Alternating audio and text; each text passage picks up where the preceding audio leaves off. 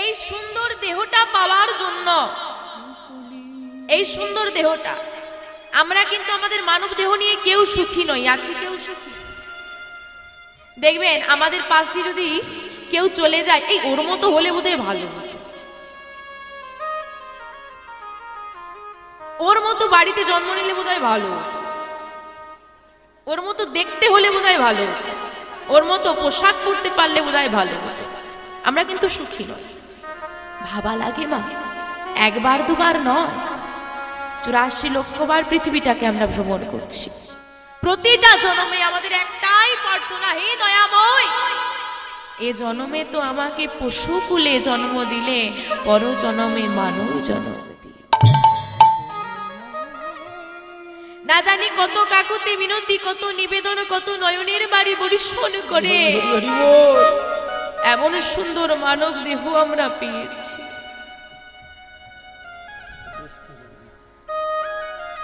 এত সুন্দর মানব দেহ পেয়েছি কেন?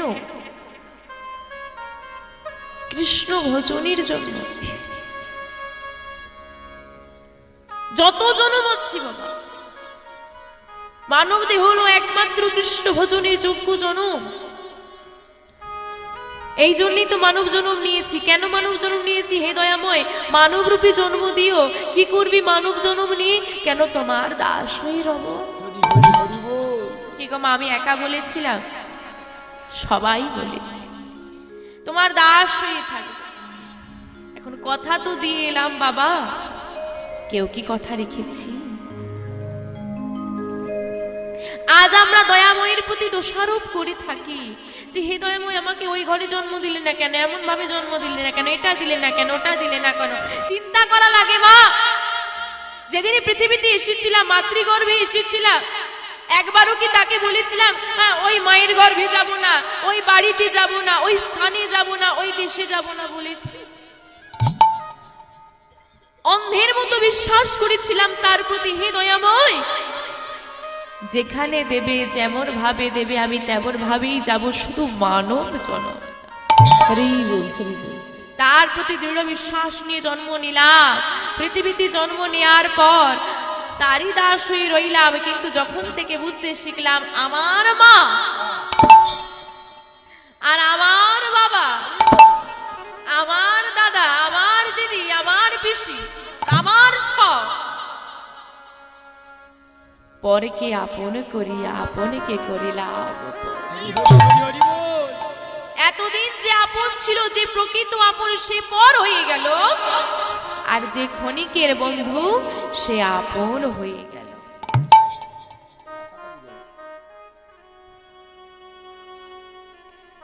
পিতার হাত ধরলাম বাবা। প্রথম আমরা যখন ছোট থেকে বড় হই, সব থেকে বিশ্বস্ত হাত হয় পিতার হাত, যার হাত ধরে রাস্তায় চোখ বন্ধ করেও চলা যায়, তাই না মা? পিতার হাত ধরলাম, পিতা বলল ভয় পাস না বাবা, আমি আছি। কোথায় সে এখন? কথা রেখেছে? রাখতে পারবে না, কারণ কথা দেওয়ার দিতে আমরা পারি, রাখতে আমরা পারি না। কারণ সে তো লাঠিটা ধরে বসে আছে, আমরা তো পুতুল। মা, পুতুল নাচ দেখেছো? ওপরে লাঠি ধরে বসে থাকে, নাচাই, যেমন নাচাই তেমন নাচি। তো তুমি কথা দিলেই কি হবে? ওপরে তো লাঠি নিয়ে বসে আছে, যেমন নাচাবে তেমন নাচতে হবে। বোঝো না কেন মন? এটা যে অভিনয়ের মঞ্চ, এটা যে সংসার নামক অভিনয়ের মঞ্চ। এই সংসার নামক অভিনয়ের মঞ্চে আমরা কি করছি? অভিনয় করছি। কথাটা কত সুন্দর, সংসার।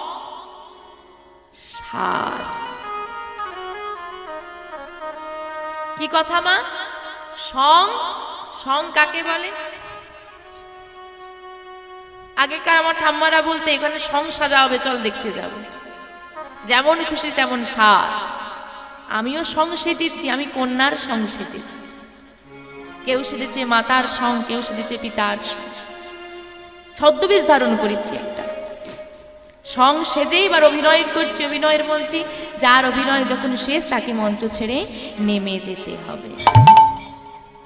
এই দুদণ্ড আমরা কেউ এই মঞ্চে দাঁড়াতে পারবো না যদি অভিনয় আমাদের শেষ হয়ে থাকে।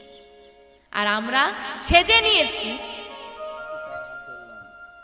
হ্যাঁ সেজে নিয়েছি, কিন্তু অভিনয়টা ঠিক করতে পারছি না। মা তো সেজেনি, মায়ের অভিনয় কি করতে পেরেছি? কন্যা তো সেজেছি, কন্যার কর্তব্য পালন করেছি, পুত্র তো হয়েছি, পুত্রের কাজ আমি পালন করছি, পারছি না। তাই বলছে সংসার, তোমার সংসারটাই সার হলো, কাজের কিছু হলো না। তাই গৌর হরি হরি বল। পিতার হাত ধরলাম, পিতা ছেড়ে চলে গেল, স্বামীর হাত ধরলাম, স্বামীও ছেড়ে চলে গেল। শুধু ধরলাম না তার হাত, যে হাতটা আমার ধরতে চায়, সে আমার হাত ধরতে চায়, আমি ধরতে চাই না। রাধে রাধে বলছে, একবার তুমি তাকে পাওয়ার জন্য এক পা এগিয়ে দেখো, সে তোমার হাত ধরার জন্য 10 পা এগিয়ে যেতে রাজি, শুধু প্রথম পাটা তো তুমি এগিয়ে দাও। সেটুকুই আমরা করি না মা। তাই বলছি, সংসারের জন্য আর কেঁদো না। তুমি তো প্রভুর দাস হবে বলে এসেছো, কিন্তু হয়েছো তুমি মায়ার দাস। তাই পদকর্তা বলছে, জীবে নিত্য কৃষ্ণ দাস, জীব নিত্য কৃষ্ণ দাস, ভুলি গেলা ওগো জীবে তাহা ভুলি গেলা, সেই দোষে মায়া পিশাচি, ওগো সেই দোষে মায়া পিশাচে, গলেতে বন্ধিলা, ওগো গলেতে গলেতে বন্ধিলা। জীব নিত্য কৃষ্ণদাস তাহা ভুলি গেলা, সেই দোষী মায়া পিশাচি তার গলেতে বন্ধিলা। আমরা যে নিত্য প্রভুর দাস তা আমরা ভুলতে বসেছি, আর সেই জন্যেই মায়ার দাসত্ব বরণ করেছি। এখন বাবা আমি যদি বলি তার দাস হলে উপকারটা কি? দেখুন, মায়ার দাস হয়ে আমরা অনেক কিছু পেয়েছি, ছেলে মেয়ে পুত্র সন্তান আদি সবকিছু পেয়েছি, গাড়ি বাড়ি, কিন্তু তার দাস হলে আমি কি পাবো? বাবা, এক গোয়ালা তার যত গাভী ছিল সেই গাভীগুলোকে মাঠে বেঁধে দিয়ে এসেছে। তারই মধ্যে একটা গাভী কি করেছে, ছাড়া পেয়ে গেছে। ছাড়া পেয়ে গিয়ে সে কি করেছে, ঘাস খেতে খেতে খেতে খেতে পাশে জঙ্গলের মধ্যে ঢুকে পড়েছে। যেই না জঙ্গলের মধ্যে ঢুকে পড়েছে মা, ওই গাভীটাকে দেখতে পেয়েছে একটা হিংস্র বাঘ, ভীষণ ক্ষুধার্ত বাঘটি। সে কি করেছে, ওই গাভীটাকে দেখতে পেয়ে কি করবে মা, তাড়া করবে, খেয়ে ফেলবে, তো খিদে পেয়েছে খুব। তারপর একটা লোভনীয় গাভী দেখেছে, বাঘ কি করেছে, গাভীর পেছনে দৌড় দিয়েছে। গাভীও বাবা সেও কি করেছে, প্রাণ বাঁচানোর জন্য সেও দৌড় দিয়েছে। এখন গাভীও দৌড়চ্ছে আর পিছন পিছন সেই বাঘটাও দৌড়ে যাচ্ছে, দুজনেই দৌড়চ্ছে দৌড়চ্ছে দৌড়চ্ছে। গাভীটা প্রায় ক্লান্ত, কিন্তু যতক্ষণ পারি নিজের প্রাণ বাঁচানোর চেষ্টা করি, তাই তো এই সুন্দর ভুবনে সবাই আমরা বেঁচে থাকতে চাই। তো গাভী ছুটতে ছুটতে ছুটতে ছুটতে গিয়ে একটা জলাশয়, জল প্রায় শুকনো, পাকে ভর্তি, তাতে নেমে পড়েছে। সেই পাকের মধ্যে দিয়ে গাভীটা ছুটতে ছুটতে ছুটতে ছুটতে কিছুটা দূরে গিয়ে আটকে গেছে, আর যেতে পারছে। এখনো বাঘ ছুটতে ছুটতে এসে খুব হাসছে, এবার কোথায় যাবি বল? তোর মৃত্যু আমার কপালে, তোর কপালে আমার হাতেই মৃত্যু লেখা আছে, তুই আমারই ভোজনের বস্তু হবি। তাই বেশি ছুটলি কেন, বেকার পরিশ্রমটা তো হলো। এবার বাঘ কি করেছে, মা যদি গাভীকে খেতে হয় বাঘকেও তো পাকে নামতে হবে। বাঘও কি করেছে, লোভ সামলাতে না পেরে নেমে পড়েছে। এখন বাঘ ওই পাকের মধ্যে এগিয়ে যেতে যেতে বাঘও একটা জায়গায় গিয়ে আটকে গেছে। এখন দুজনের মধ্যে এক হাতের মতো একটু দূরত্ব আছে, মানে বাঘ যদি আর একটু এগোতে পারে গাভী শেষ। বাঘ যত চেষ্টা করছে যে একটু এগিয়ে যাই, গেলেই বেটার ঘাটটা মুটকে দেবে, কিন্তু সেই একটুটাই সে আর এগোতে পারছে। বাঘ তখন হাসছে, বাঘটা হাসছে। বাঘটা যখন হাসছে, বাঘের হাসিটা দেখে গাভীটাও হাসছে। গাভী যখন হেসে ফেলেছে, বাঘ বলছে, তুই হাসছিস কেন? হ্যাঁ, তুই পাকের মধ্যে পড়েছিস, আমি আর একটু এগিয়ে গেলে তোর কি অবস্থা হবে জানিস? তুই হাসছিস যে, কেন হাসছিস বল? গাভী বলছি, তুমি যে কারণে হাসছো তার থেকে আমার হাসির কারণটা আরো বেশি বড়। এই আমি হাসছি তোকে খাবো বলে, কিন্তু তুই তো আমাকে খেতে পারবি না, তাহলে তুই হাসছিস কেন? বলে দেখো ভাই, তুমি আমাকে খাবে ঠিক, কিন্তু একটু এগিয়ে তো এসো।